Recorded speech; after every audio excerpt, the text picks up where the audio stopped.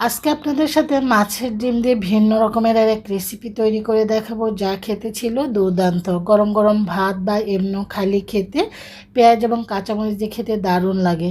আজকের এই রেসিপিটা এত সুস্বাদু। আমি এখানে মাছের ডিম নিয়েছি আর 1 কাপ ডাল বাটা নিয়েছি, মশারের ডাল এবং অ্যাঙ্কার ডাল একসাথে মিক্স করে নিয়েছি। এখানে নিয়েছি হলো 1/2 কাপ আলু কুচানো, আর নিয়েছি 1/2 কাপ পেঁয়াজ কুচানো, আর নিয়েছি 2 থেকে 3 টেবিল চামচ কাঁচামরিচ কুচিয়ে, আর 1 চামচ গরম মশলার গুঁড়া, আর 1 চামচ লাল মরিচের গুঁড়া, 1 চামচ হলুদের গুঁড়া, স্বাদ অনুযায়ী লবণ। এখন প্রত্যেকটা জিনিস ভালো করে মেখে নিয়েছি। এটাকে আমি কোনো ভুনা করব না। আমরা যেরকম বড়া বানাই, ডালের বড়া বা পাকোড়া বানাই, ঠিক ওইভাবে তৈরি করে দেখাবো। উপরটা মুচমুচে, ভিতরটা সফট থাকবে, খেতে দারুণ। এটা গরম গরম ভাতের সাথে খেতে এত বেশি মজা। আর 1 চামচ করে আদা রসুন বাটা দিয়েছি, টোটাল 2 চামচ। এখন বড়া আকারে বা পাকোড়া আকারে যা যেভাবে শেপ অনুযায়ী সেভাবে বানাতে পারেন। আমি একেবারে ডুবো তেলে দিচ্ছি না, আপনার ডুবো তেলে অল্প তেলে করেও ভেজে নিতে পারেন। এটা খেতে পুরা বড়ার মতো বা পাকোড়ার মতো খেতে দারুণ। তবে গরম গরম ভাতের সাথে খেয়েছি, এত ভালো লেগেছে। মুড়ির সাথেও খেতে অনেক মজা, এমন খালি খেতেও মজা। আমি এক এক করে কিন্তু বড়াগুলো দিয়ে দিয়েছি। এখন আমি এভাবে করে ছাড়িয়ে নিচ্ছি চামচটা দিয়ে, এই যে যেন কোনোটার গায়ে কোনোটা লেগে না থাকে। এতে করে উল্টাতে কিন্তু খুব সুবিধা হয়।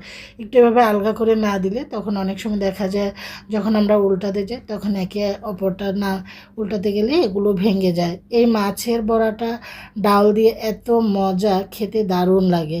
আপনারা অবশ্যই একবার হলো বানিয়ে খেয়ে দেখবেন, যারা এইভাবে এখনও খাননি। আমি এক এক করে সব উল্টিয়ে দিচ্ছি। নিশ্চয়টা খুব সুন্দর একটা গোল্ডেন কালার অলরেডি চলে এসেছে। এটা অতিরিক্ত মশলা দেওয়ার কোনো প্রয়োজনই নেই। এখানে সব মশলা যদিও দেন একটু একটু করে দিবেন, যেহেতু এখানে মাছের ডিম একটা স্মেল থেকে। আপনার চাইলে একটু লেবুর রসে দিতে পারেন। আমি যে পরিমাণ মশলা দিয়েছি এখানে আর কোনো মাছের ডিমের কোনো আলাদা কোনো স্মেল আসেনি। এটা খেতে এত সুস্বাদু হয়েছে। এটা আপনারা সব রকমই খেতে পারেন চাইলে আপনারা।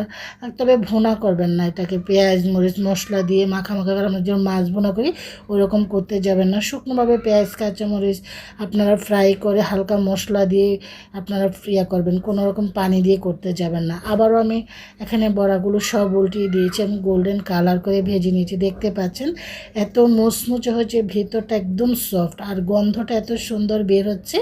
আপনারা একবার হলো বানিয়ে এভাবে খেয়ে দেখবেন। আমি ফার্স্ট টাইম বানিয়েছি। আমি মাছের ডিমের অনেক রেসিপি তৈরি করেছি, অনেক রান্না করেছি। আমার কাছে সবচেয়ে ভালো লেগেছে এই রেসিপিটা, খেতে অনেক ভালো লেগেছে। আমার বাচ্চারা অনেক মজা করে খেয়েছে। ওরা সবগুলো বড়া ভাজা হয়ে যাওয়ার পর এখন একটা সার্ভিং প্লেটে আমি উঠিয়ে নিচ্ছি। আলহামদুলিল্লাহ, খেতে এত মজা হয়েছিল। আমি কাঁচামরিচ এবং পেঁয়াজ দিয়ে একটু ডেকোরেশন করে দিয়েছি, তবে এটা সসের থেকে কাঁচামরিচ পেঁয়াজ দিয়ে খেতে দারুণ লেগেছিল। একটা ভেঙে আপনাদেরকে দেখিয়ে দিচ্ছি। আলহামদুলিল্লাহ, খেতে দুর্দান্ত হয়েছিল। পেঁয়াজ কাঁচামরিচ দিয়ে এবং সালাদ দিয়ে খেতে পারেন। আশা করি সবার ভালো লাগবে। ভালো থাকেন। আল্লাহ হাফিজ।